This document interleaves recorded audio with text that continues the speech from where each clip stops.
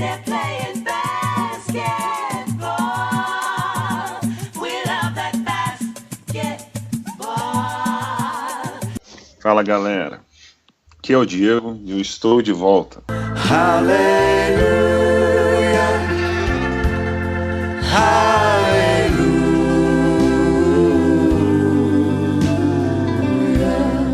Depois de tanto tempo longe do basquete, eu voltei para mais um programa.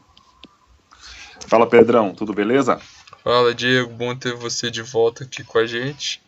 E se porventura Carmelo Anthony embarcar no foguete de Houston, parece que vão ter que dar uma reforçada ali no combustível para ele conseguir subir. E com o valor que está o combustível, acho que vai precisar de um empréstimo, tá complicado. Fala Ângelo, tudo beleza? Fala Diegão, fala Pedrão, é um prazer ter de volta no Brasquete. E o meu destaque do podcast de hoje é que um terremoto está passando em LA. Será que o Clippers consegue segurar a coroa? Ou será que o Lakers volta a ser o verdadeiro time do momento na cidade? Ai. Boa pergunta. Vamos descobrir no final da temporada. E o meu destaque fica para o senhor Kawhi Leonard. E uma pergunta que não quer calar. Será que ele é o suporte que segura os velhinhos de pé em San Antônio?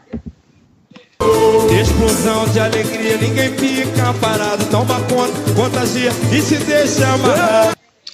Então, para mais um programa, hoje vamos continuar a retrospectiva e análises dos times top 5 do Oeste.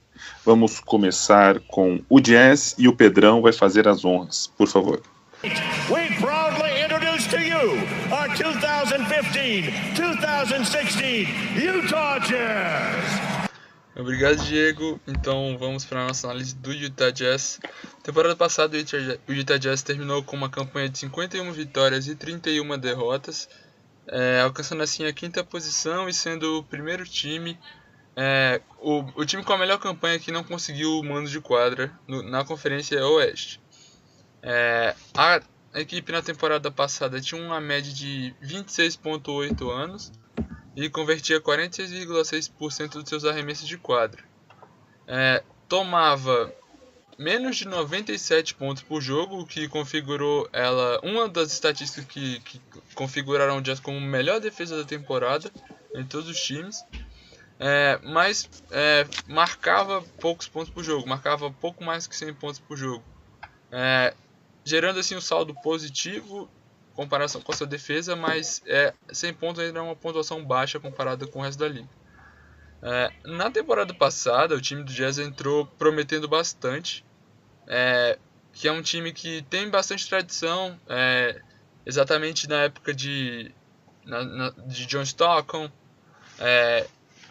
com o Malone também, e um time que nas últimas temporadas prometia que tinha uma boa base jovem, que tinha tudo para evoluir, mas não chegava. E essa temporada foi uma temporada afirmativa para o Utah voltar a figurar ali nas cabeças, na Conferência Oeste, que é com certeza a conferência mais difícil da NBA.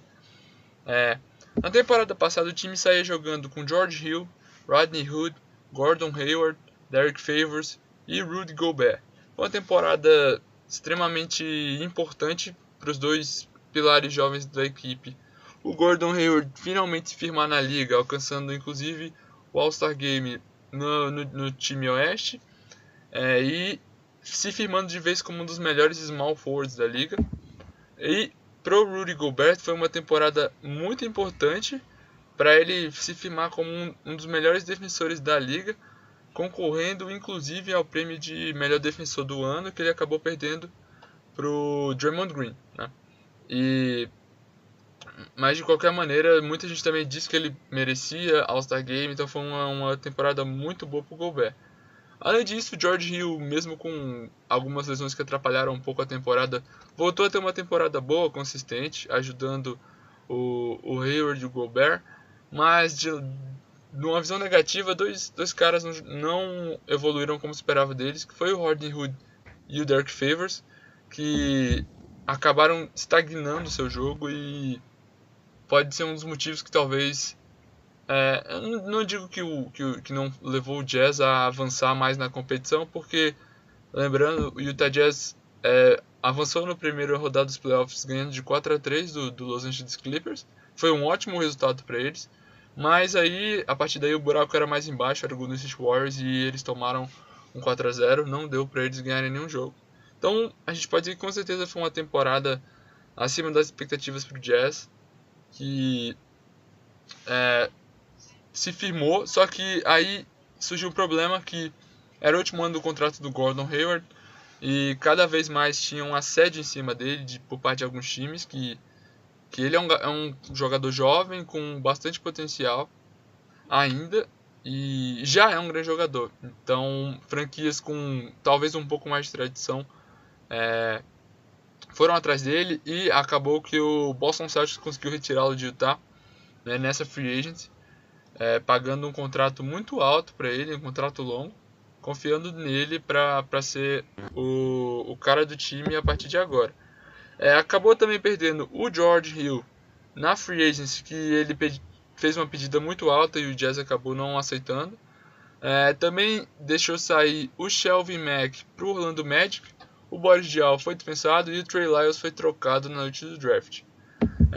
Falando em trocas, quem chegou para a equipe via troca foi o Ricky Rubio, vindo do Minnesota Timberwolves, para assumir o lugar do George Hill.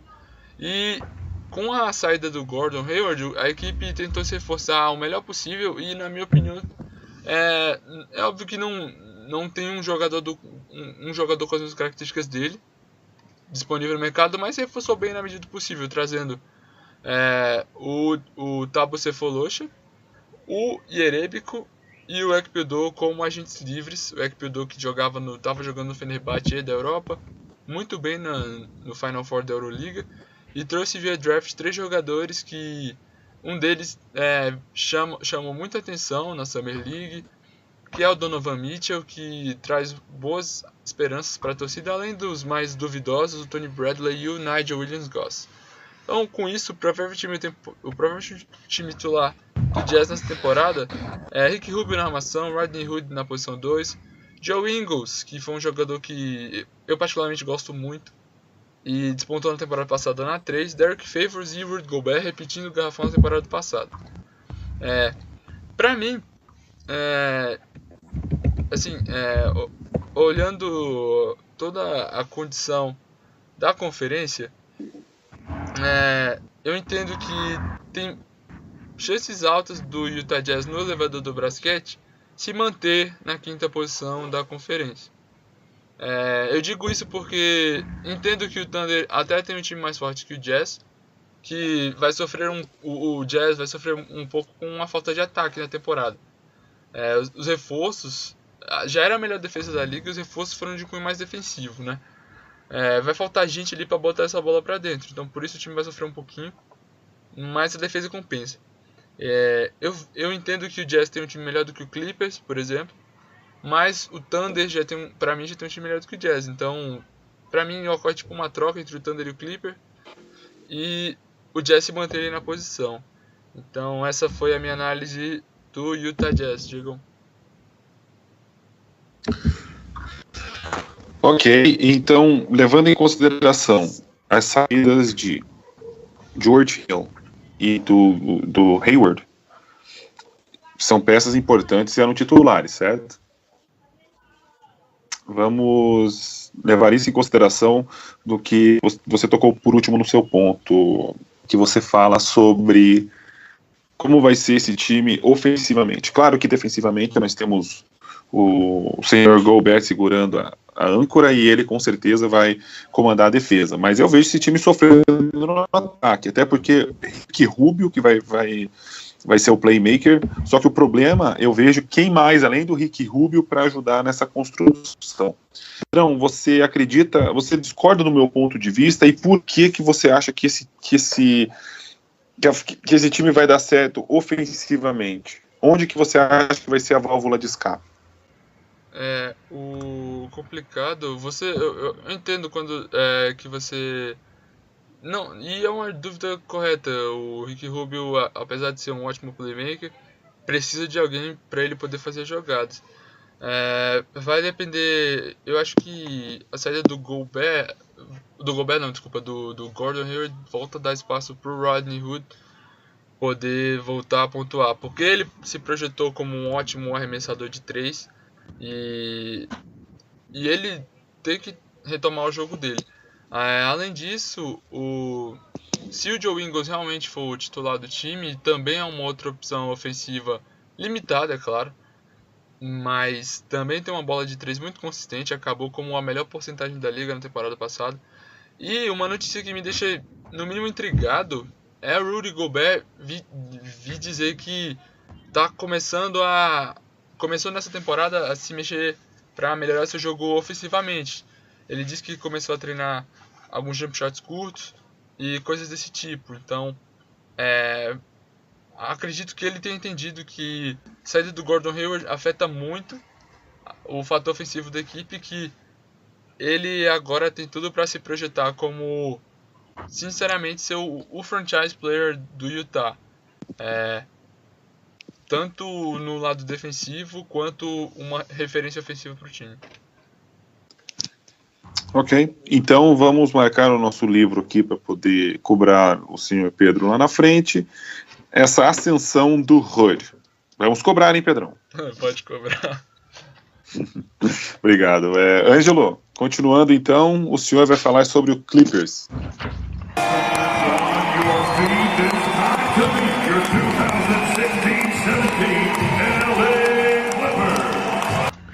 Prontamente, Diegão.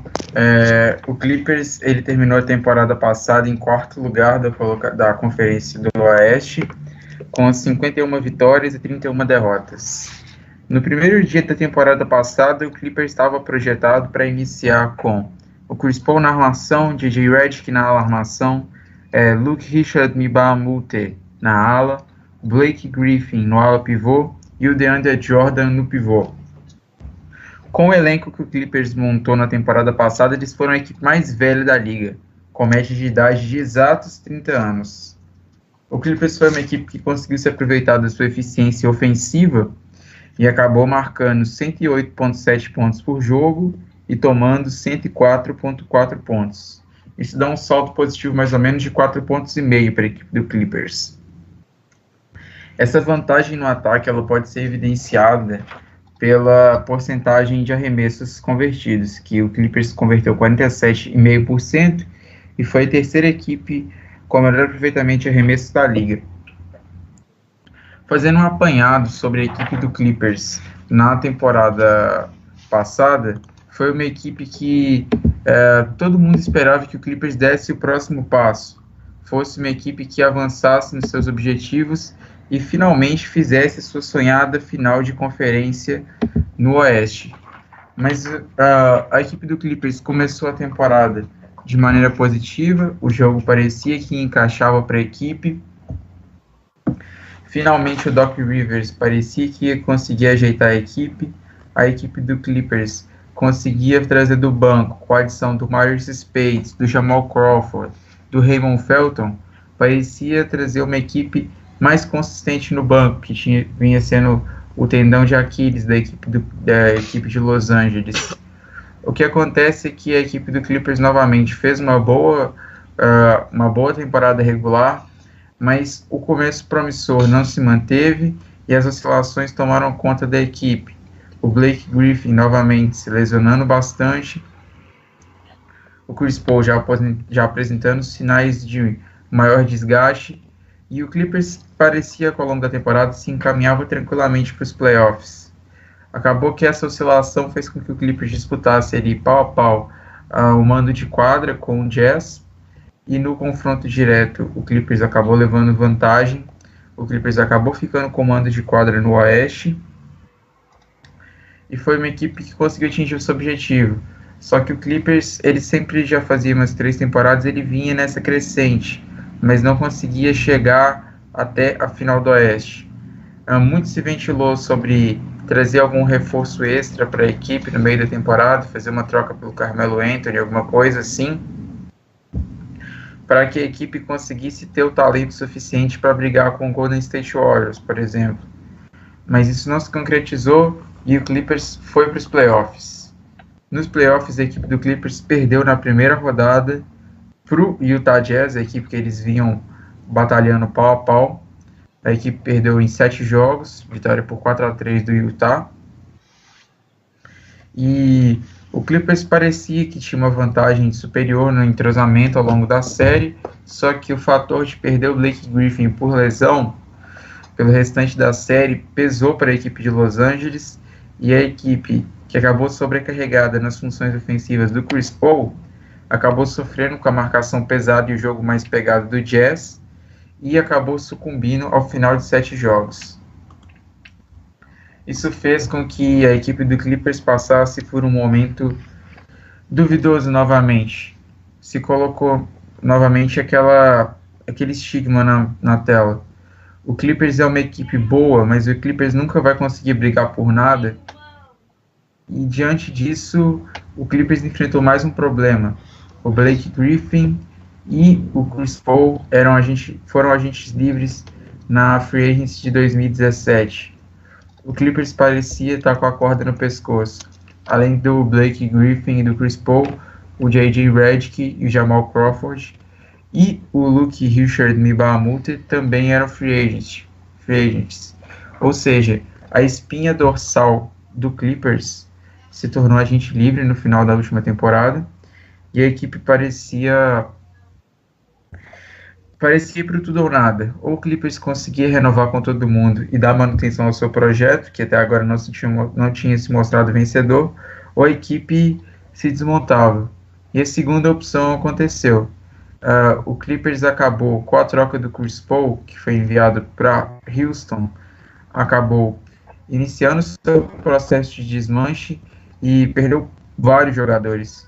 Também culminou com o Doc Rivers perdendo o posto de GM da equipe. O Doc Rivers ele já vinha há algum tempo sendo o general manager e o técnico do time, ele perdeu esse posto, e a equipe do seu dono Steve Ballmer, que sempre ansiava grandes coisas para o time, parece que vai ter que voltar a dar um passo atrás. E uma das grandes perguntas que fica é, esse passo atrás do Clippers vai ser voltar a sua não origem histórica, mas voltar a ser uma equipe figurante, ou o Clippers vai se reformulando totalmente, conseguir se manter no topo da liga. As movimentações do Clippers na Free Agency foram via a troca do Chris Paul, chegaram o Lou Williams, o Patrick Beverley, o Sam Dekker e o Montrezl Harrell, e também o DeAndre Liggins. Por meio de uma troca tripla com o Denver Nuggets, chegou o Danilo Gallinari, e chegaram via agência livre o Milos Teodosic, que também era um armador que fez muito sucesso jogando na Europa, e o fez bastante sucesso na última temporada jogando pelo Miami Heat. Mas saíram do Clippers o Chris Paul via troca, J.J. Redick, que assinou com os Sixers, Raymond Felton, que assinou com o Thunder, o Mbah a Moute, que pulou a cerca e assinou com o Rockets, o Maurice Spades, que assinou com o Magic, o Paul Pierce aposentou e o Jamal Crawford foi para o Minnesota Timberwolves. Diante de toda essa mistureba, o Clippers está projetado para iniciar a próxima temporada com Patrick Beverley, Austin Rivers, Danilo Gallinari, Blake Griffin e DeAndre Jordan. Claramente é uma equipe mais enfraquecida do Clippers, é uma equipe que trouxe bons nomes, vai procurar reforçar a defesa agora com o Patrick Beverley, continua tendo um ótimo sexto homem nas mãos do Lou Williams, mas agora tem mais um jogador considerado injury prone, que é o Gallinari, que vai fazer dupla com o Blake Griffin ali, a dupla que são muito talentosos, mas também tem uma vaga reservada no departamento médico. Então a equipe do Clippers, para mim, no elevador do basquete, é uma equipe que vai cair. O Clippers vai cair porque é uma equipe que perdeu a sua principal estrela, que é o Chris Paul, e agora vai em busca de uma nova identidade. O problema disso tudo é que o trabalho do Doc Rivers e a imagem dele em Los Angeles já parecem muito desgastados. Então, A pergunta que se tem é se esse Clippers de agora é somente um passo para o Clippers chegar no rebuild daqui a um tempo, ou esse Clippers de agora é uma equipe que vai dar mais um voto de confiança no Doc Rivers e vai tentar, sob o comando do Blake Griffin, crescer novamente. A gente tem que lembrar que agora é uma equipe que continua tendo bons jogadores jovens também, como o Decker, como o Harrell, como o Reed, mas é um time que perdeu a sua experiência e a sua espinha dorsal, principalmente nos momentos decisivos. Ou seja, é uma equipe que nessas oscilações e se acabar sofrendo com a lesão dos seus jogadores, principalmente do Blake Griffin, deve se manter na faixa de disputa para playoff, que ainda é uma equipe qualificada, mas não deve mais disputar coisas como mando de quadra. Essa encerra a minha opinião sobre o Clippers. Ângelo, sua análise foi perfeita, e aproveitando nesse último ponto que você termina e falando sobre o Doc Rivers, eu pergunto para você, mudando um pouquinho o contexto, e te pergunto da seguinte forma: por que ainda apostar no Doc Rivers se o time hoje é mais novo e está bem mais próximo de um rebuild do que um lugar nos playoffs ou até mesmo disputar pelo título da NBA? Você... Por favor. Eu acho que o Clippers ele ainda está procurando manter a esperança de que a equipe pode acabar se reerguendo e pode acabar com esse elenco, mesmo com um apanhado de jogadores assim, um elenco bem salada mista, acabar brigando por alguma coisa. Já parece perceber que é uma equipe que não vai dar muito passo à frente, mas eu acho que o processo de queda de uma equipe que estava bem estruturada como o Clippers inclui isso. Acho que o Rivers ele deve sair da equipe, mas no futuro. Acho que ainda vou fazer mais uma tentativa. É difícil aceitar que uma equipe que estava indo tão bem como o Clippers se esfacele do dia para a noite. Pois é, porque é inacreditável. Eu, pelo menos, eu penso sim que um time que tinha Chris Paul, J.J. Redick, Blake Griffin, DeAndre Jordan, que estava indo tão bem, não evoluiu, e hoje a gente coloquei de depositar esperança num técnico que custa tão caro, porque o Doc Rivers, ele ganha, acho que o único treinador que ganha mais do que ele é o Popovich, e se você colocar o currículo dos dois um do lado do outro, o Popovich se paga, e o Doc Rivers é algo para pensar. Mas vamos lá, esperança é a última que morre, né, Ângelo? Exatamente, Diegão. Eu acho que a equipe do Clippers é uma das grandes incógnitas para a próxima temporada, mas acho que um bom palpite que eu dou aqui é que a equipe deve descer no elevador do Brasquete. E você, só para terminar, Lakers ou Clippers, quem termina melhor? Eu acho que a equipe do Clippers ainda vai se manter melhor. O Lakers ele vem como um dos grandes queridinhos da NBA na próxima temporada. O Lonzo Ball, a garotada, o LA Show parece estar voltando. Só que o Clippers ainda é uma equipe mais encorpada, uma equipe mais desenvolvida. Negar que tem 2 All-Stars na equipe, que são o Griffin e o Jordan. Eu acho que uma história como a do Clippers não se joga assim no lixo tão fácil. E vamos ver se realmente era o efeito Chris Paul ou se eles realmente são bons, né? Que os críticos diziam. Exatamente, a gente vai discutir. Eu tenho a impressão de que o DeAndre Jordan vai ficar triste. Veremos. Pedrão, falando em foguete.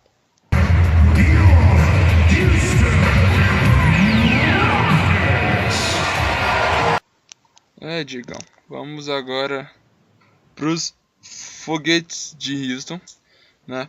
Na temporada passada, o Houston Rockets terminou com um recorde de 55 vitórias e 27 derrotas, né?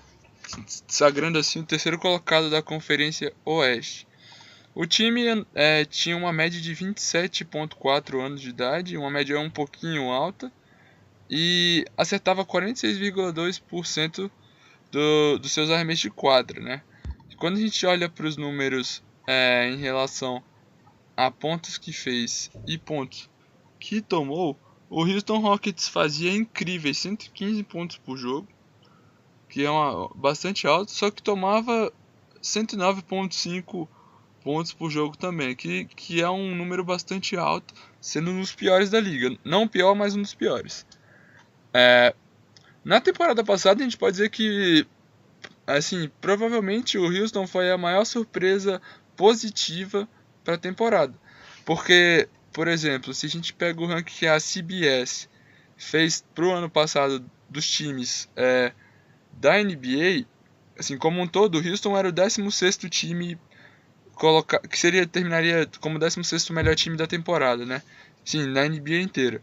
E quando a gente olha, na verdade eles terminaram em terceiro melhor da NBA inteira, não só da Conferência Oeste, porque o Boston Celtics, que foi o campeão da Conferência Leste, teve 53 vitórias, enquanto o Houston teve 55. Então, se o Houston tivesse na Conferência Leste com esse recorde, ele seria o campeão da conferência, né? Mas de qualquer maneira, temporada passada o time saía jogando com Patrick Beverley, James Harden, Trevor Ariza, Ryan Anderson e Clint Capela.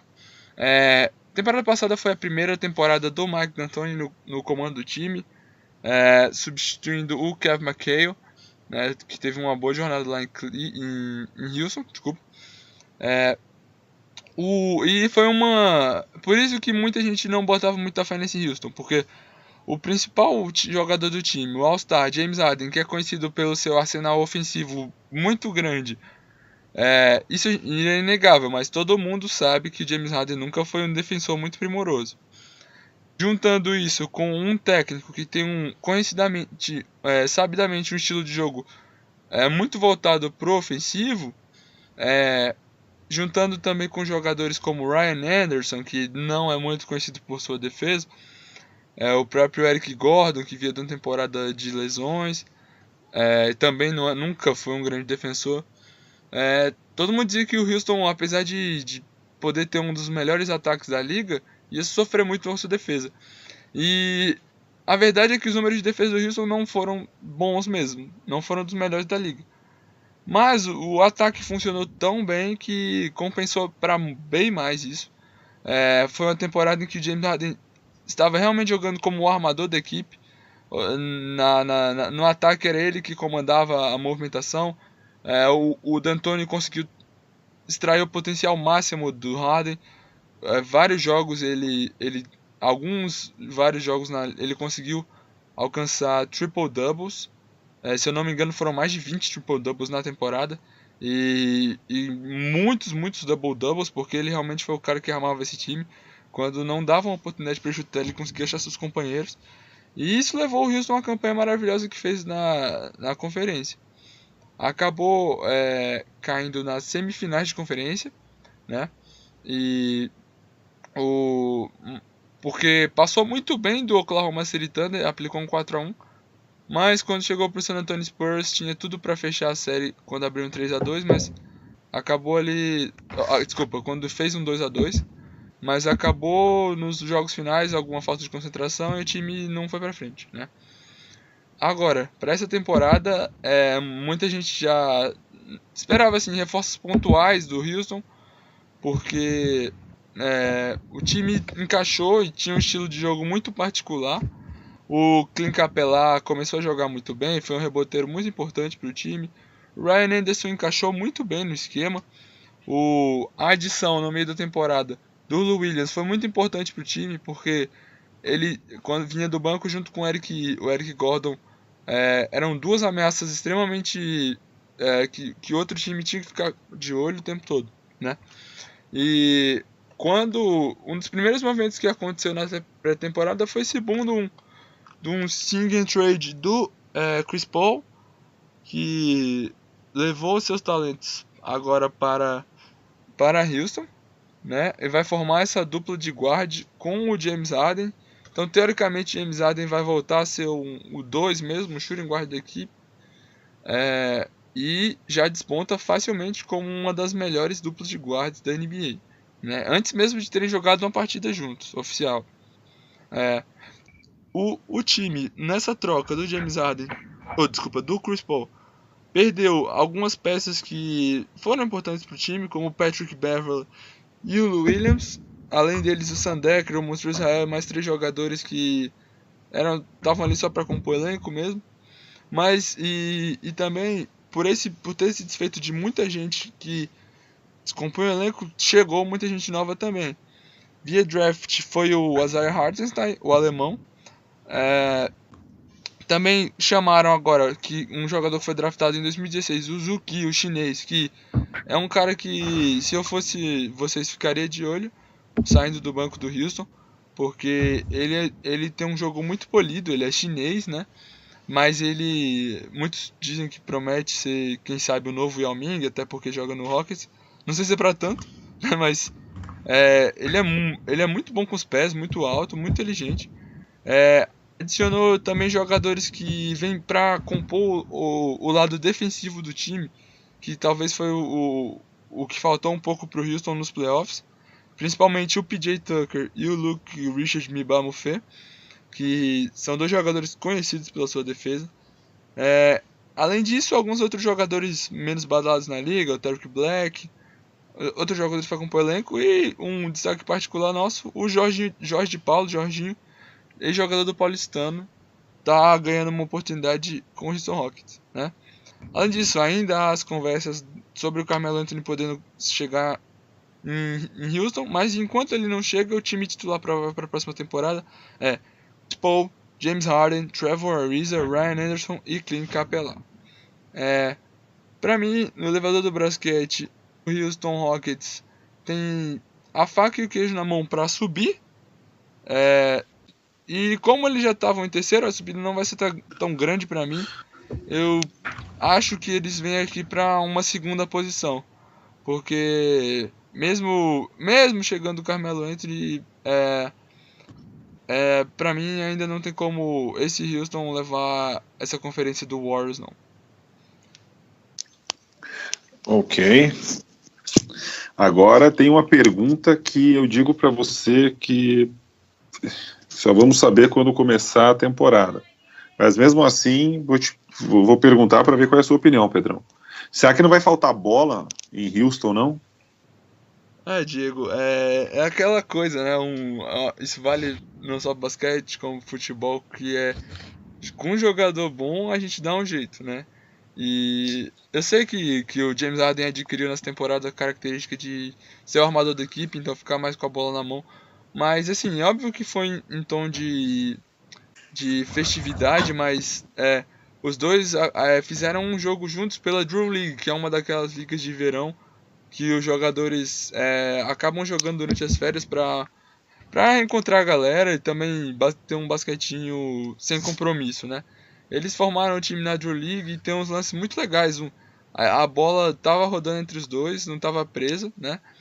E eu acredito que a experiência do Chris Paul vai contar muito para isso não acontecer, para não faltar a bola para quadra, porque se fosse um outro armador muito bom, mais novo, sei lá, por exemplo, o Kyrie Irving, aí eu já acharia que teria um problema. Mas o Chris Paul é um cara que já tem um QI de basquete muito alto, é muito inteligente e passa muito bem, então acho que ele vai acabar sendo o principal armador da equipe, né? Então o James Harden vai voltar para aquela posição de estar mais livre para pontuar, mas eu não acho que vai gerar algum tipo de conflito ruim pro time, não.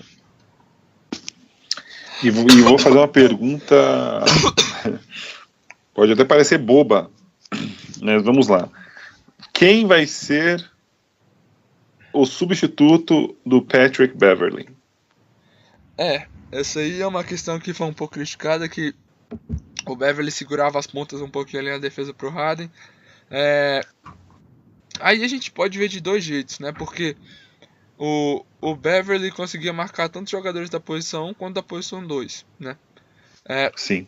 Eu acredito que o Chris Paul, ele nunca foi um mau defensor. Apesar de ele já ter uma idade um pouco avançada, não ter mais o gás de moleque, nunca foi um jogador muito atlético, mas sempre foi um bom defensor, muito inteligente.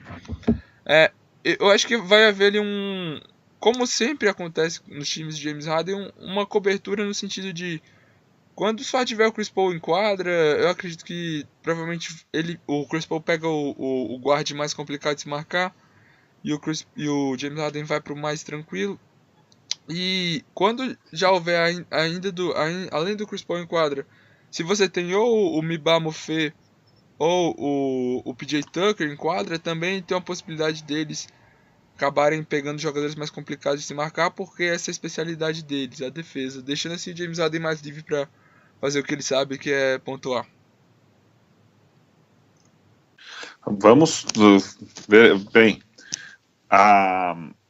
O hype tá ali, né? É um time que realmente promete, vai ser um dos times que com certeza eu vou estar de olho, porque vai ser muito legal ver esse time jogando porque o Chris Paul é um gênio e acredito que a bola vai estar mais nas mãos dele, mas ainda fico preocupado no momento em que o Chris Paul for sentar, por mais que o Tucker, usando uma das referências defensivas, o Mbah Moute para usar outra, ou enfim, da posição 3, o problema vai ser quem vai marcar a posição 1, sendo que a liga está cheia de armadores qualificados. Um exemplo é John Wall, o Curry. Vai ficar complicado no momento que o Chris Paul queira descansar. Jorge de Paula. Jorge de Paula, Bem, o Jorginho, ele é um...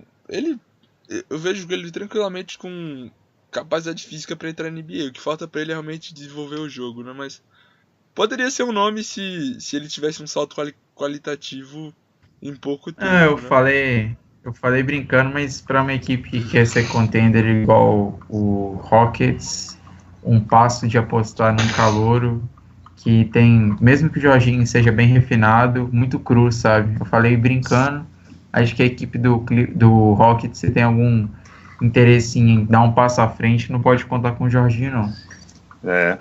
O Pedrão não pegou a brincadeira hoje.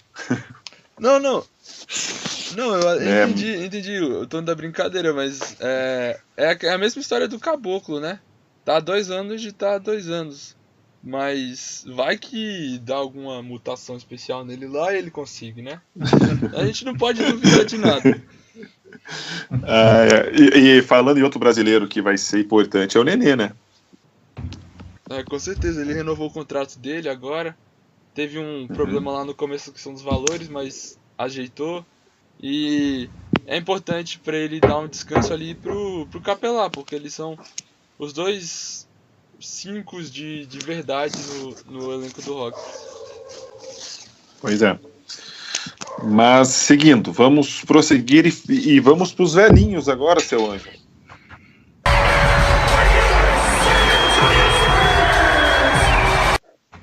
Exatamente, Diegão.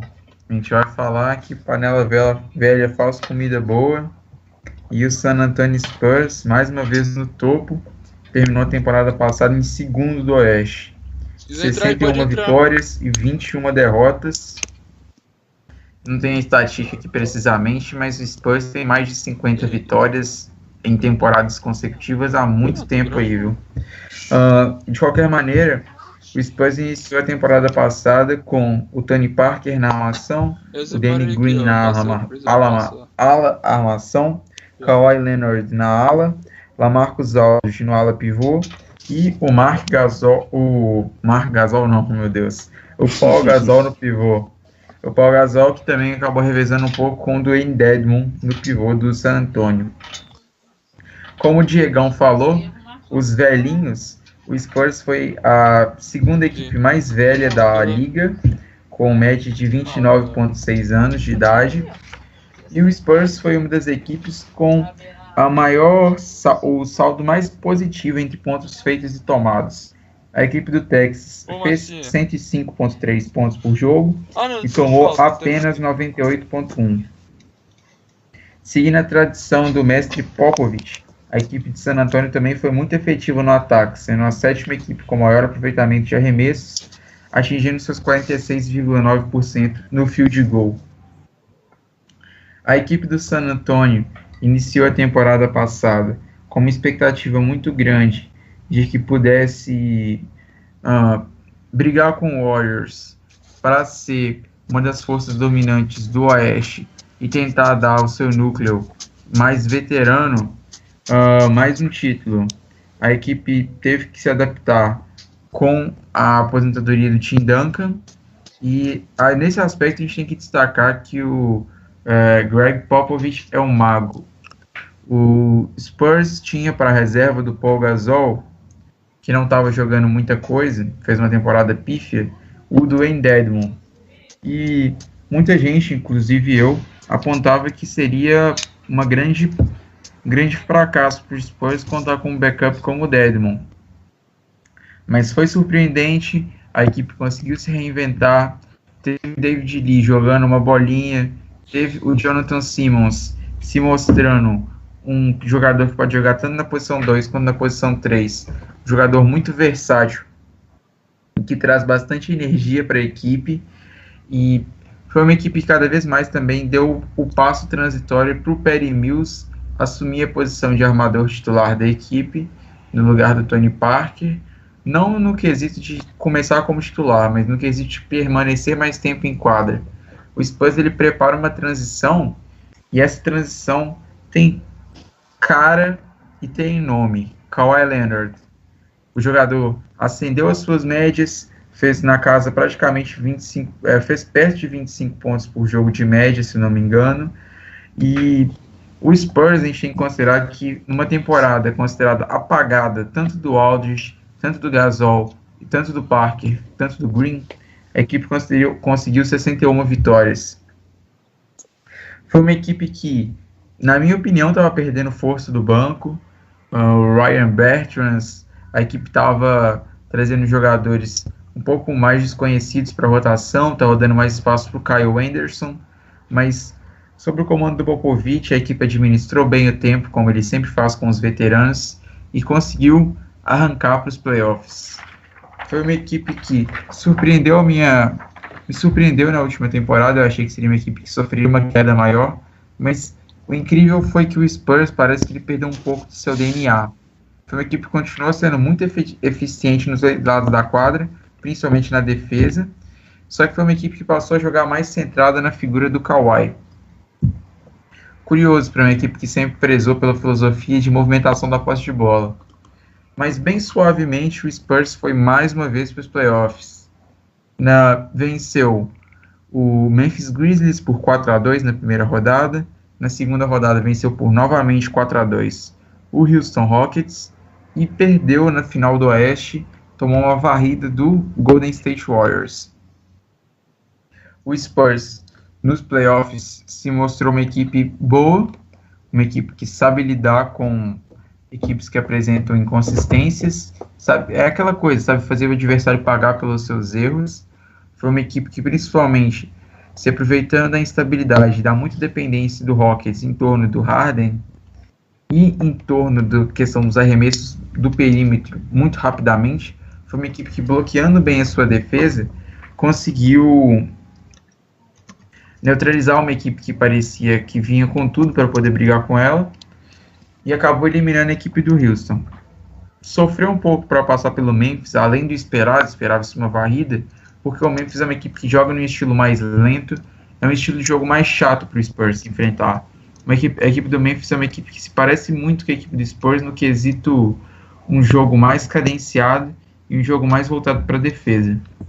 A equipe do Spurs sucumbiu principalmente para o Warriors, devido ao Warriors ser um dos grandes times da história da NBA, um time histórico, um time incontestável, mas principalmente pela coisa que eu falei, os veteranos agora sofrendo um desgaste físico maior, o Ginobili, o Parker com o tempo reduzido, a equipe já não tem o Duncan, a equipe tendo que apostar na fórmula com jogadores mais novos, e o Popovich fazendo mágica.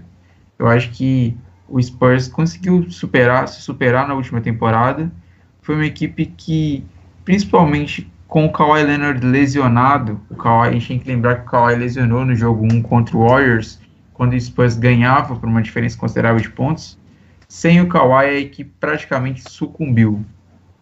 Kyle Anderson tentou dar algum suspiro, Dejounte Murray também ajudou um pouco a equipe, mas A ausência do seu franchise player, o Kawhi Leonard, fez muita falta para a equipe do Texas.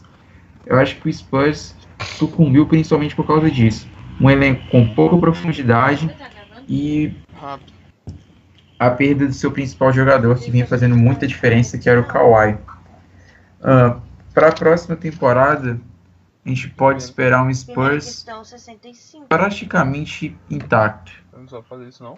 Chegaram via draft o Derrick White e o Jaron Blosongame Walla, e chegou também pela agência livre o Rudy Gay e o Geoffrey Lauvergne. Saíram o Dwayne Dedmon, que foi para o Atlanta Hawks, o Jonathan Simmons, que foi para o Orlando Magic, o David Lee, que ainda não renovou. Provável time titular para a próxima temporada do San Antonio Spurs contém ou Tony Parker ou Patty Mills, eu apostaria no Patty Mills, Danny Green, Kawhi Leonard, LaMarcus Aldridge e Paul Gasol. Se você considerar a permanência do Parker no time titular, é a mesma equipe da temporada passada. Só que o Pedrão citou uma coisa muito importante. Na minha previsão, no elevador do basquete, o Spurs cai. Cai principalmente porque o Houston Rockets é uma equipe que se mostra muito forte, reforçada, uma equipe com um banco ajeitado, com um esquema mais revigorado, e deve passar o Spurs na tabela. O Spurs deve se manter ali com mando de quadra, agora incomodado por novas forças, como principalmente o Minnesota Timberwolves, mas o Spurs deve novamente conseguir uma classificação suave para os playoffs. A questão que fica é, o Spurs mais uma vez não reforçou seu banco, e seus jogadores vão ficando mais velhos. A equipe tomou uma decisão arriscada ao renovar com o Paul Gasol, e eu acho que o Spurs está brincando com fogo. O Popovich é um bom treinador, mas a equipe precisa se manter mais ligada, porque daqui a pouco o seu ciclo está passando e a equipe pode acabar não podendo dar ao Kawhi no futuro tudo aquilo que ele merece, tudo aquilo que ele almeja na sua carreira. Mas no curto prazo o Spurs deve novamente fazer os playoffs com mando de quadra e ter uma participação, que ao meu ver vai ser secundária. Mas comparando exclusivamente com o Rockets e com o Warriors, que estão acima do Spurs para a próxima temporada, por isso o Spurs cai no elevador do basquete, mas não é uma queda brusca. Só que aí você vê, o resultado deles não é a mesma coisa. Bem, eu dou a minha opinião sobre a posição do Spurs depois. Vamos começar com uma pergunta bem simples. Já que os nossos velhinhos estão ficando mais velhinhos, quem que estou falando? De Tony Parker e de Manu Ginobili para começar. Não vou nem colocar o Paul Gasol, porque... vamos colocar o Paul Gasol também. Não tem porque eu deixar ele fora, por mais que ele tenha pouco tempo de casa, ele é uma das peças importantes para esse time do Spurs. Se por um acaso essa aposta do Greg Popovich não der certo, o Paul Gasol continuar jogando nada, quando eu digo nada, não produzindo da maneira que estávamos esperando. E se Tony Parker perder para o corpo dele, né, que as lesões podem tomar conta. E Manu Ginobili é o mais velhinho dos três, né? Se essa experiência não der certo, Ângelo, você ainda acha que eles conseguem disputar só com Kawhi Leonard e a companhia, tirando, lógico, os velhinhos? Eles ainda são times fortes ou não? Olha, eu acho que principalmente pela sustentação do sistema que o Popovich dá para a equipe do Spurs, é uma equipe que nunca pode ser descartada da briga. Eu acho que... eu vou acabar sendo polêmico aqui, mas eu acho que o Spurs já não é mais uma ameaça para título de conferência. Eu acho que o título de conferência deve ficar ali pau a pau entre o Rockets e o Warriors. Mas o Spurs é uma equipe que, com os seus jogadores... vamos supor que o Kawhi assuma a posição de franchise player total. E os velhinhos fiquem mais pela posição do suporte, o Aldridge seja um dos líderes também. A equipe continua tendo um banco que, na minha opinião, é fraco, e jogadores veteranos. Mas é o que eu falei, o Pop administra tão bem o tempo, que depois continua sendo uma equipe sólida. Eu acho que o pensamento que tem que se adotar é que o Spurs ele pode continuar sendo uma equipe de briga. Principalmente agora eu trouxe o Rudy Gay para puxar o banco e tal. Só que eu já não vejo mais o Spurs com aquele cacife todo para peitar, por exemplo, o Golden State Warriors numa final de conferência. O ponto é esse. Eu vou ser polêmico tanto quanto e vou afirmar aqui, pode me cobrar no final da temporada. O Spurs continua sendo a maior ameaça falando no Oeste, para o time de Golden State, porque tem duas peças ali que são talvez uma das mais importantes da liga, que é o senhor Greg Popovich e o Kawhi Leonard. Não tem como não. A temporada passada só deu errado o final, lógico, levando em consideração a qualidade do time de Golden State. É óbvio que eles tinham um time muito bom, mas não dá pra gente não dizer que o Spurs perdeu no momento que Kawhi Leonard saiu machucado, porque antes da lesão o time estava jogando super bem, estava batalhando contra o time de Golden State, e a lesão, lógico que afetou o desempenho do time, que perdeu o seu melhor jogador e talvez um dos candidatos a MVP mais uma vez essa temporada. Então, se não acontece uma lesão com o Leonard essa temporada e o time consegue ter uma boa química, o senhor Rudy Gay, se o senhor Rudy Gay der certo e trazer esses pontos vindo do banco e renovando com o David Lee, que pode ajudar com os jogadores mais altos ali na frente, né, para jogar com o Deadman, eu não vejo por que não dá certo. Até aposto que, eu sei que eu sou o único aqui, que eu acredito que o Pedro e o Ângelo eles têm uma opinião diferente, até mesmo pelo hype que tá sendo, até pela qualidade do Chris Paul sobre os Rockets, mas eu aposto no Spurs, que vai terminar a temporada na frente de Houston. Pelo menos em relação à temporada regular. Nos playoffs é outro monstro, né? Vamos agora para o Pedrão finalizar e falar da Cinderela. Não falo em questão pejorativa, digo que é o time do momento, não tem como não dizer, é o Warriors. Get up on your feet and greet your Golden State Warriors! Então, Diego, na última temporada, o campeão da NBA e líder da Conferência Oeste, o Golden State Warriors, terminou com um recorde de 67 vitórias e 15 derrotas. Não foi aquele 73-9 da temporada passada, né? Mas mesmo assim ainda é impressionante, só 15 derrotas na temporada inteira, né? O Warriors tinha uma média de idade de 28 anos, que é uma média até bastante alta para os padrões da liga, e acertava impressionantes 49,5% dos arremessos de quadra, ou seja, redondinho ali 50% dos arremessos, sendo que é um dos times que mais chuta bola de 3 na liga inteira, né? O Warriors fazia 115,9 pontos por jogo na temporada, sendo assim o melhor ataque, e tomava 104,3 pontos por jogo na temporada, que é uma defesa até bem eficiente comparado com o resto da liga. Na temporada passada, é claro que o Warriors foi postulado como grande concorrente ao título junto com o Cleveland Cavaliers, né? Porque o Cleveland vinha do título, conseguiu de forma heróica ganhar o primeiro título para Cleveland, o primeiro título do esporte de Cleveland depois de muito tempo, e conseguiu ganhar do Warriors, que fez a melhor campanha de temporada regular da história, o 73-9, né? Além disso, além da qualidade que o time já tinha, adicionou o Kevin Durant na temporada passada. Então, causou muita polêmica, né? A torcida de do Thunder indignada, muita gente falando que o Durant foi covarde, etc. Enfim, isso é uma questão de opinião pessoal, mas a verdade é que prometia muito você adicionar um jogador que tem um arsenal ofensivo absurdo, que é o Kevin Durant, num time que já era muito bom ofensivamente. E não deu outra, o Durant encaixou muito bem nesse time. Inclusive a gente viu até uma melhora não só na parte ofensiva como defensiva dele. Ele dentro do sistema ajeitado, ele conseguia marcar muito bem o seu defensor. E não era uma defesa sofrida, uma defesa que permitia que ele continuasse mantendo uma média alta de pontuação.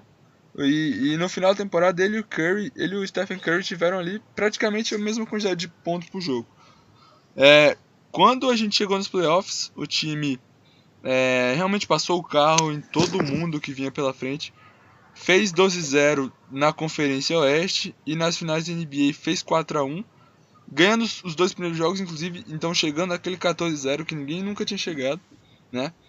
E perdeu apenas um jogo nos playoffs e só perdeu para o Cleveland, não perdeu nenhuma para Blazers, Jazz e Spurs, que eles enfrentaram do lado do Oeste. E foi um título sem contestação alguma. Jogaram muito melhor do que os outros times que enfrentaram. Anularam os outros times, tanto ofensivamente quanto defensivamente. E foi um título mais que merecido para o Golden State Warriors para trazer mais, botar uma cereja em cima do bolo do que foi as 2 primeiras temporadas. As 2 primeiras temporadas não, é claro, esse time vem se construindo há muito tempo. Mas a partir do momento que o time realmente se tornou um contender ao título da NBA. Para essa temporada, a principal dificuldade era manter todo mundo, porque o Steph Curry e o Klay Thompson eram jogadores que não ganhavam salários perto do máximo, né? O Curry, por exemplo, ganhava 12 milhões por ano no seu último ano de contrato. E é óbvio que o time tinha que recompensar a lealdade desses jogadores e também o trabalho que desempenharam na quadra. Já que o contrato do Steph Curry tinha expirado, também o do Andre Iguodala, do Shaun Livingston, que eram 2 jogadores muito importantes para o time funcionar como um todo, para o banco se manter forte. E além disso, o Kevin Durant tinha uma player option. Então muita gente especulava se o Durant, após ter ganhado o título, não sairia do time, se o time conseguiria manter todo mundo junto. E após alguns movimentos, o time conseguiu renovar ali com seus principais jogadores. Deu o contrato super máximo para o Steph Curry, então ele vai ganhar um pouco mais de 200 milhões de dólares em 5 anos, que é o maior contrato já assinado na história. E é bem justo para um jogador que foi responsável desde o começo ali por reerguer o time de um período muito ruim, né? Além disso, o Kevin Durant não aceitou a sua extensão para renovar por um valor um pouquinho mais baixo, que permitiu que o time renovasse, por exemplo, com o Andre Iguodala, o Shaun Livingston, e ainda conseguisse adicionar um outro jogador 3 jogadores no caso que chegaram para a equipe nessa temporada, que são role players, mas que podem ser interessantes. O Nick Young veio do Lakers, vai ganhar 5 milhões numa temporada. A gente sabe que o Nick Young é um ótimo chutador de 3, apesar de não ter a cabeça muito boa, às vezes não ser muito focado no jogo. Mas a gente não pode negar que ele não sabe chutar de 3. Então vai ser mais um matador de bola para esse time aí. E também é um substituto decente pro Ryan Clark, que acabou saindo, né? Porque o time não ia ter grana para segurar ele.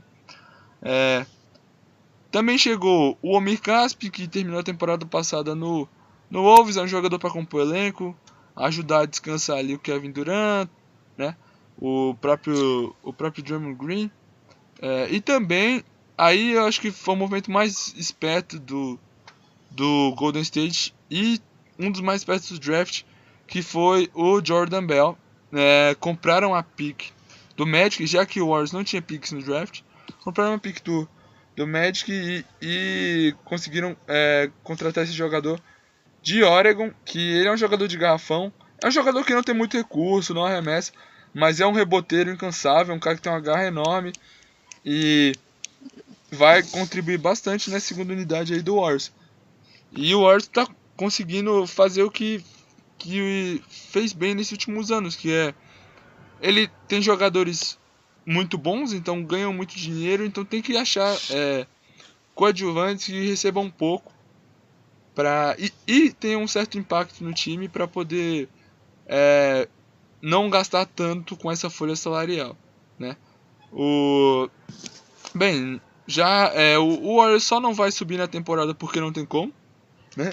Já foi o melhor time da temporada passada. E, bem, eu vou cravar aqui que... eu vou cravar que vai ser praticamente impossível alguém tirar o título do Warriors de novo nessa temporada. E, bem, e se for pra tirar, quem que é o maior perigo? Um do leste e um do oeste. Do leste... É o que você disse, não, quando você falou do Spurs, Diego. A gente não esperava que esse Houston desse certo e deu na temporada passada. Agora a gente espera, tem mais para acreditar que ele vai dar certo, mas vai que não dá, sabe? Mas mesmo assim, ainda é o time que eu tendo a duvidar da capacidade de Tony Parker e Paul Gasol, mesmo com o trabalho genial tático do Pop, mesmo com o Kawhi Leonard. Acho que esse time do Houston tem tudo para encaixar e ser o principal adversário do Golden State Warriors no Oeste. E mesmo assim, eu acho que ainda não é um adversário à altura. Do lado do Leste... New York Knicks. Seria muito bom se fosse verdade, mas infelizmente não é. É o Brooklyn. O Brooklyn, se o C-Magic nos fazer uma boa... Ou então o Orlando Magic, a gente sabe que o Ângelo gosta muito do Magic. Mas... Só times do coração sendo citados. Mas sendo sincero, acho que com os movimentos pré-troca de Kyrie Irving tava muito igual o Boston e o Cavs, mas eu acho que se essa troca do Kyrie Irving realmente se concretizar, o Cleveland de novo vai ser o principal antagonista do Golden State Warriors do lado do leste. E mesmo assim acredito... Cleveland. E mesmo assim acredito que não dá. Uau, realmente. Você vê como até o tom muda quando a gente fala do Oeste, que é tão competitivo que é capaz de a gente brigar aqui falando do Spurs e do Rockets. Mas quando muda pro outro lado, quando vai pro leste, gente, é um drama. O que aconteceu? O leste tá virando... tá sendo duro, você tem a obrigação de você sentar e ter que assistir os playoffs do leste. Tão ruim que é. Mas, enfim, o Warriors com certeza vai continuar no topo. Quando a gente fala aqui, não é brincadeira, gente. O Warriors está de uma maneira que ele não é comparado com os times do atual elenco da NBA, dos atuais elencos da NBA. Quando falamos do Warriors, a gente traz times do passado para fazer comparações e mesmo assim não tem como negar.